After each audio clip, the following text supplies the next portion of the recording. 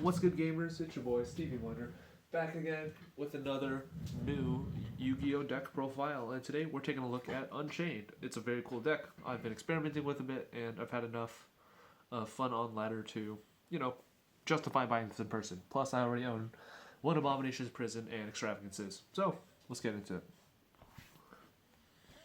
Let's take a look at the main deck. We're playing 3 Unchained Aruha. You kind of have to run this one.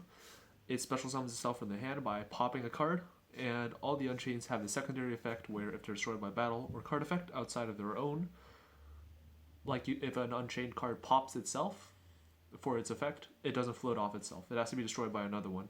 But you can special summon one from the deck, which is very good for floating. So, Aruha is the free special.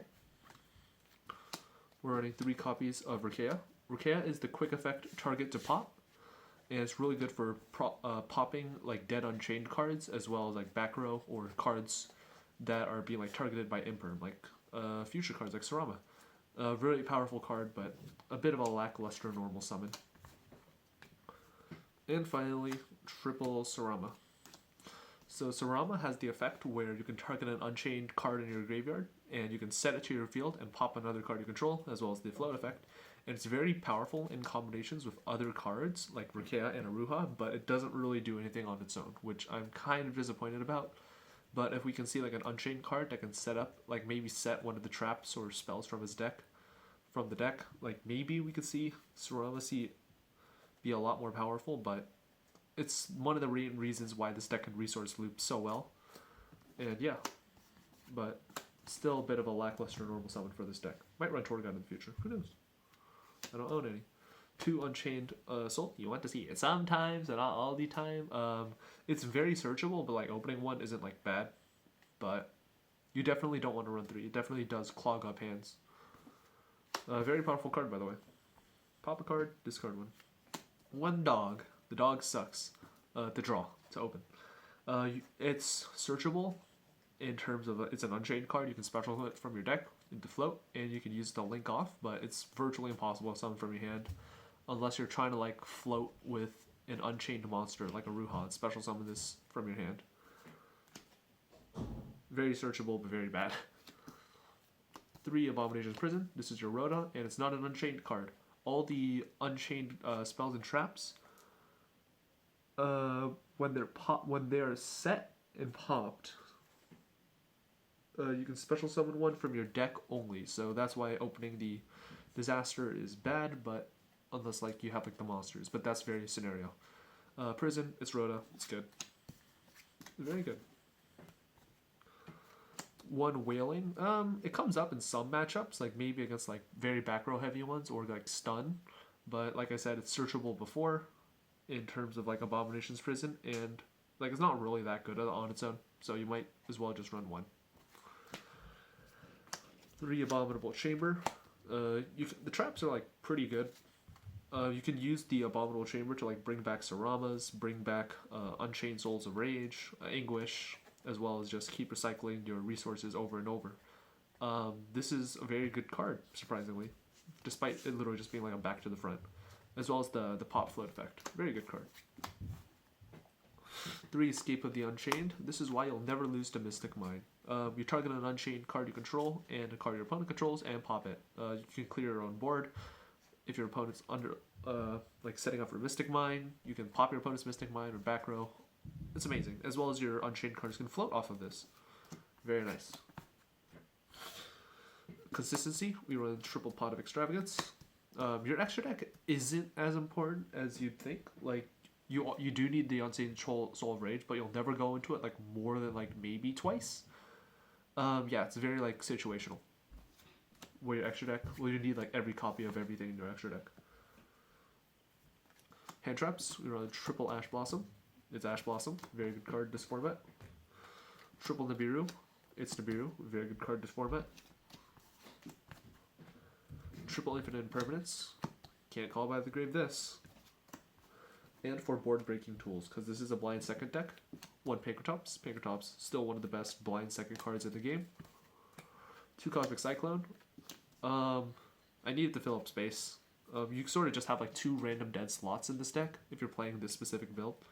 Like ideally, like maybe I could take out the Pinkertops for like a 3rd Cosmic Cyclone, but they both kind of serve like the same purpose in terms of like playing against like specific back row decks. And triple Evenly. Evenly is a good card. It comes up in more rogue matchups than it comes up in a lot of rogue matchups, and you'd be surprised with just like how many decks kind of just fold to an Evenly. It's a very powerful card. Onto the extra deck. We run 3 Unchained Soul of Rage.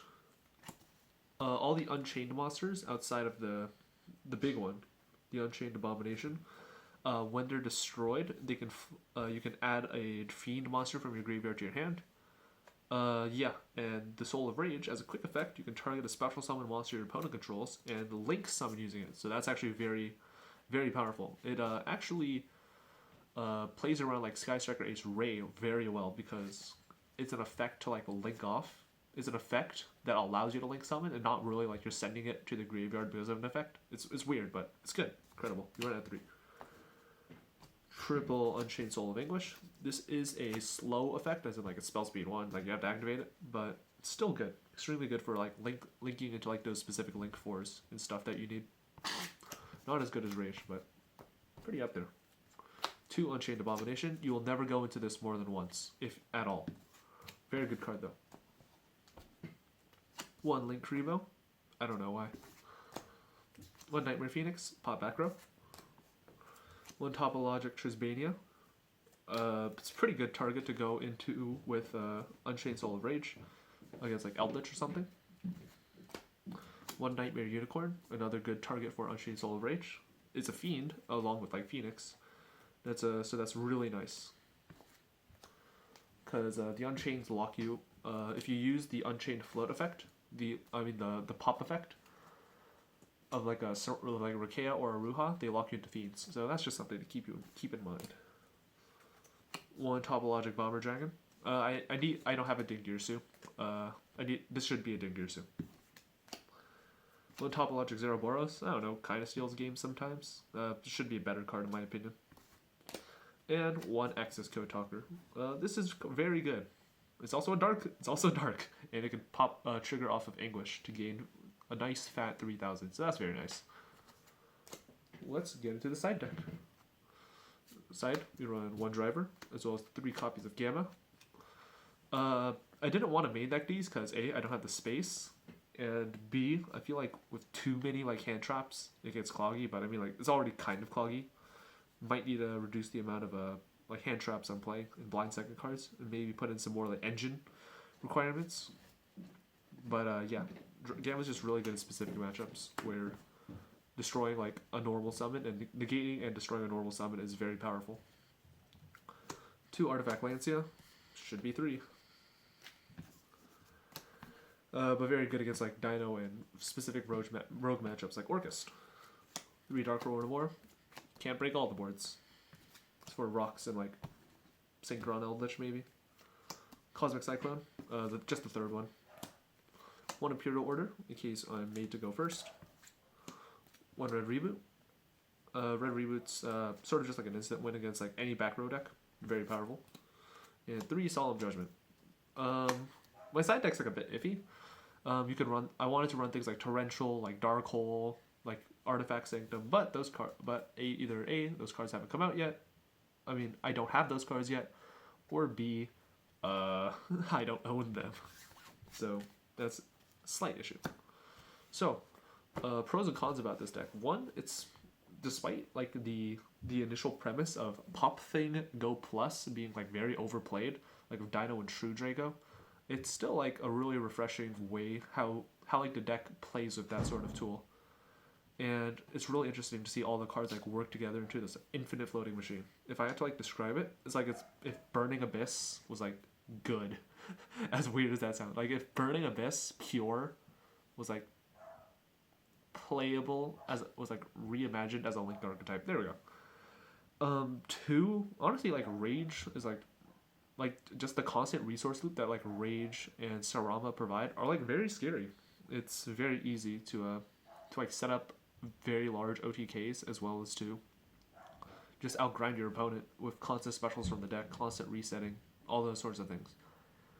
And 3, you get to abuse cards like evenly in a blind second deck. Like there's so many blind second cards and like hand traps and like extravagance that this deck just gets to abuse. That some more like fair decks, they can't really compete with you.